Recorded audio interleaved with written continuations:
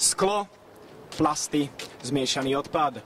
Nie všade však funguje to, čo by malo byť samozrejmosťou vo vyspelých krajinách sveta. Priemerný Slovák vyprodukuje 320 kg, Američan až neuveriteľných 600 kg odpadkov ročne. Každý z nás teda denne vyhodí malú igelitku so smetím. Nie každý však triedi svoj odpad. Moja dcera povie, že aj takto spalujú všetko v jednej spalovni. V mestskej časti Rača sú vytvorené veľmi dobré podmienky na separáciu odpadu. Pri našom dome sú tam 3 kontajnery, ktoré využívame. Separovať je možné i kov, staré batérie či dokonca mobilné telefóny.